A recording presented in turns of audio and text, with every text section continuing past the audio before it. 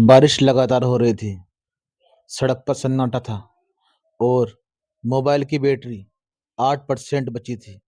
अमित को उस शहर में कभी रुकने का इरादा नहीं था, लेकिन हालात ऐसे बन गए कि उसे वहां रात गुजारनी पड़ी। शहर के आखिरी छोर पर एक पुराना होटल था। नाम की पट्टी आधी टूटी हुई। होटल के अंदर घुसते ही अजीब सी ठंड महसूस होती है, जबकि बाहर उमस थी। रिसेप्शन पर बैठा बुजुर्ग आदमी अखबार पढ़ रहा था। अमित ने कहा, एक कमरा चाहिए, सिर्फ आज रात के लिए। बूढ़े आदमी ने बिना ऊपर देखे कहा, 307 खाली है। ये सुनते ही अमित को खुद ही नहीं पता, उसका दिल जोर से धड़क रहा था। पहला अजीब संकेत। कमरा साफ था लेकिन बहुत ज्यादा शांत। घड़ी देखी, लगभग 3 बज रहे थे। अमित ने सोचा, थोड़ी देर बाद मैं सो जाऊंगा। पर थोड़ी देर बाद आवाज आती है, टक टक टक टक टक टक। दरवाजे पर दस्तक। अमित ने दरवाजा खोला। बाहर कोई नहीं था, लेकिन जमीन पर गीले पैरों के निशान थे, जो सीधे उसके बिस्तर तक जाते थे। डर बढ़ता है। अमित ने लाइट जलाई। निशान गायब। उसने खुद को समझाया, शायद मैं थक गया हूँ। वो बिस्तर पर लेटा ही था कि बाथरूम से आवाज आती है, छप छप छप छप छप। दरवाजा खोला। आईने पर उंगली से लिखा था, तुम देख नहीं सकते पर मैं यहाँ हूँ। अमित की सांसें और तेज हो गई। तभी उसके फ़ोन पर अनजान नंबर से कॉल आता है। अमित ने फ़ोन उठाया, पर दूसरी तरफ सर कोई कोई नहीं बोला। बस धीमी धीमी सांसों की आवाज़ आ रही थी। फिर एक फुसफुसाती आवाज़, पीछे मत देखना। अमित पीछे पलट कर देखा। कमरे के कोने में एक औरत खड़ी थी। चेहरा धुंधला, बाल सामने गिरे हुए, लेकिन उसकी आवाज़ साफ थी, तुम भी मेरी तरह यहाँ फंस जाओगे। अचानक लाइट बंद, कमरा पूरी तरह अंधेरे में। फिर एक और आवाज़, तुम्हें याद है तुमने मुझे क्यों छोड़ा था? अमित चिल्लाया। मैं अमित चिल्लाया, मैं तुम्हें जानता भी नहीं। लाइट जल गई।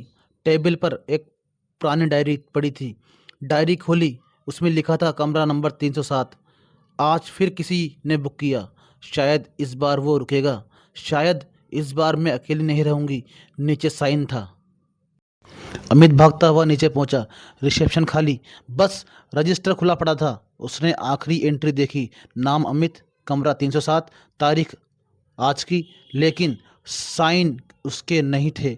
पीछे से वही बूढ़ा बोला, तुम्हारा नाम पहले से लिखा था। अमित ने कांपते हुए पूछा, आशा कौन थी? बूढ़े ने धीमे से कहा, 15 साल पहले उसी कमरे में एक लड़की ने आत्महत्या की थी। वो हर रात 3 बजे किसी का इंतजार करती है। अचानक अमित की नज़रें रजिस्टर के पहले पन्ने पर गई। वहाँ लिखा था, कमरा 307 स्थायी रूप से बंद। अमित के पीछे देखा, उसका रिफ्लेक्स शीशे में नहीं था। सुबह होटल खाली मिला। कमरा 307 बंद था, लेकिन रजिस्टर में एक नई लाइन जुड़ चुकी थी, आज फिर कोई आया लेकिन कोई गया नहीं। और अगर तुम सोच रहे हो कि ये कहानी मैंने तुम्हें कैसे सुनाई, तो बस इतना याद रखना, हर रात 3 बजे कमरा 307 किसी की आवाज़ रिकॉर्ड करता है, और आज वो आवाज़ तुम्हारी भी हो सकती है। अगर तुम ये सोच रहे हो कि कहानी ख़त्म हो गई, तो ये तुम्हारी भूल है। कमरा नंबर 307 सिर्फ यादें नहीं रखता, वो गवाह भी चुनता है। अमित के गायब होने के 3 दिन बाद होटल शरण को सील कर दिया गया। पुलिस रिकॉर्ड में लिखा गया, कोई ठोस सबूत नहीं मिला। लेकिन उसी रात एक ऑडियो फाइल वायरल हुई। फाइल का नाम था 307 3 AM वे। पहले 12 सेकंड बस सन्नाटा, फिर किसी के तेज सांस लेने की आवाज़, और फिर एक आवाज़, अगर कोई ये सुन रहा है तो समझ लेना, मैं अकेला नहीं हूँ।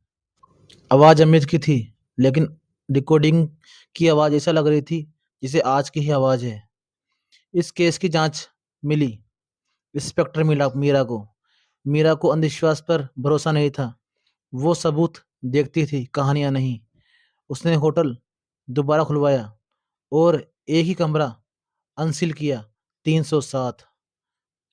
कमरे में घुसते ही मीरा ने नोटिस किया, दीवार पर छोटे छोटे खरोच जैसे निशान, जो किसी तारीख की तरह थे।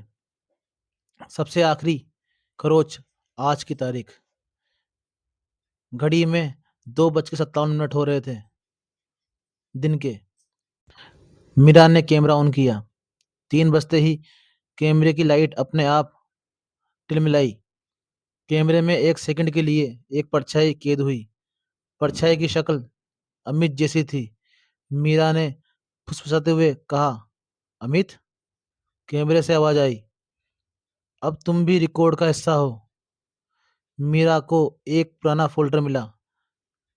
307 अचीवर्स। उसमें सिर्फ नाम थे, कोई फोटो नहीं, कोई बॉडी नहीं।